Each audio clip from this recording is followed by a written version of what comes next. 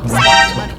190 stores in the country, but absolutely squashed that. After the alcohol ban took effect, 7-Eleven's net sales dropped by nearly 24% over the next year. 세븐일레븐이 인도네시아에 그렇게 많은 줄 몰랐어요. 전 있는 줄도 몰랐어요. 그 술이 판매 금지된 적이 있었잖아요. 그게 아마 제일 컸던 것 같기는 해요. 되게 아까워 가시던데. 아, 술 밟고 지나갔어요. 밟고 지나가는 거 마음이 아팠어요.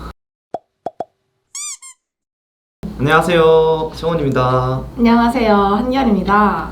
네, 안녕하세요. 오늘 보실 거는 그 세븐일레븐이 인도네시아에서 실패한 이유라는 영상인데, 혹시 편의점 브랜드 아시고 계신 거 뭐가 CU, 이마트 24, 이 앞에 있는 거. GS25, S25, 미니스타. 미니스토. 보통 그런 것들이 있는데 세븐일레븐이 글로벌 기업이거든요.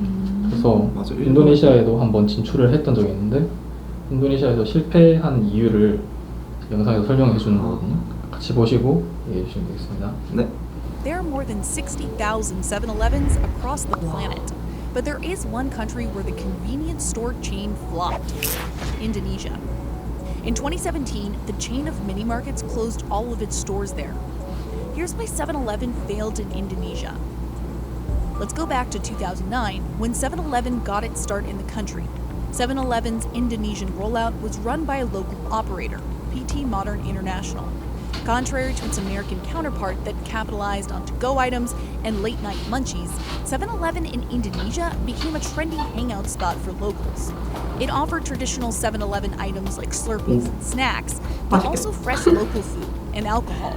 7-Eleven was very popular with university students, really the 18 to 25 age range.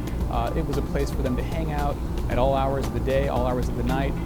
Before the alcohol ban that was imposed in 2015, this was a very popular spot to hang out, have a beer after class or after work, have free Wi-Fi, have a bite to eat.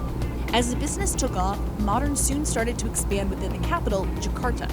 It opened its 21st store by 2010, and it hit 100 locations in 2012. In 2014, the company hit peak sales of around 78 million with 190 stores. The future of 7-Eleven in Indonesia seemed promising.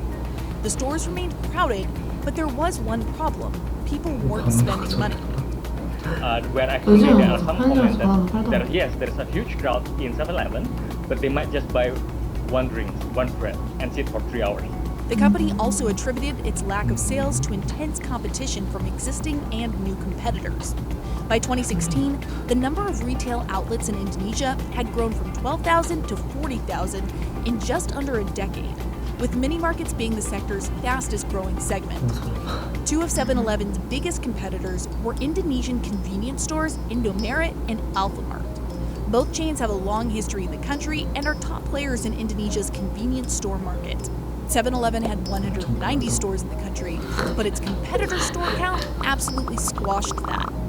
As of 2017, there were more than 10,000 Alfamarts and roughly 15,000 Indomarets in Indonesia, giving Alfamart a 38% share of the market and Indomaret 47%. That was the year 7-Eleven closed all of its shops, but before that, it held just 0.7% of the market. Regulatory issues also posed a major problem for 7-Eleven. In 2015, Indonesia banned the sale of alcoholic beverages in convenience stores and mini-marts. After the alcohol ban took effect, 7-Eleven's net sales dropped by nearly 24% over the next year. Unlike 7-Eleven, its rivals Indomaret and Alfamart actually reported revenue gains that year. Alfamart and Indomaret were able to withstand the ban because they offered a wider range of products and services. 7-Eleven's geographic reach posed another big problem. The convenience store chain never managed to expand beyond Jakarta and its surrounding cities, but its rivals did. They are located in Jakarta, whereas other mini market can expand outside Jakarta. One is, I think, the regulations for foreign ownerships of or foreign franchise of convenience stores, because Indomaret and Alfamart and Indomaret basically is local brands, so they have less restriction in terms of expansion to other cities, other regions. Modern also cited Indonesia's economic slowdown as a reason for its diminishing revenue.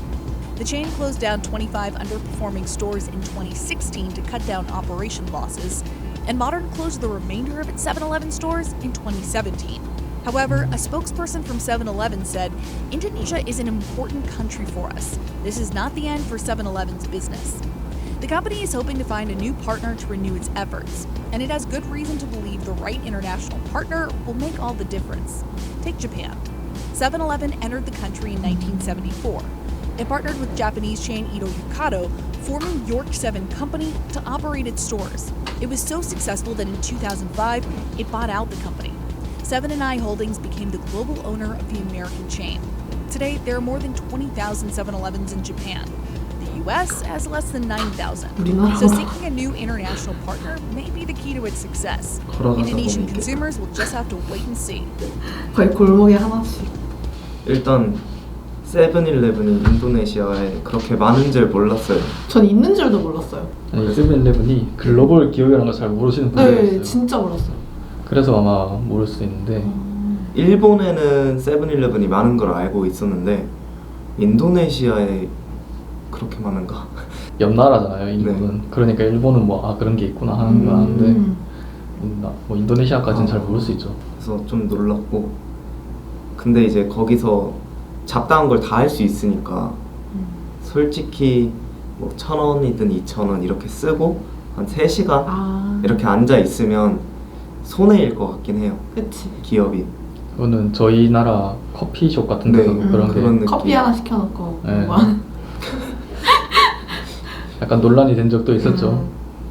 그래서 약간 실패할 만하다. 이게 어쩔 수 없는 것 같아요. 소비자들은 이제 이용을 했으니까 좀 여유롭게 누리고 싶고, 이제 회사는 빨리 돌아가야 되는데 이게 안 돌아가니까 그쵸. 이득이 안 나서 좀 아쉬운 것 같아요.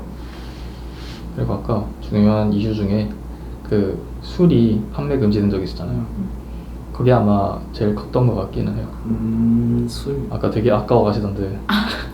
술 밟고 지나갔어요. 다 밟고 지나가는 거 마음이 보고 아팠어요. 다 마셔버려야 되는데. 그럴 수 있죠.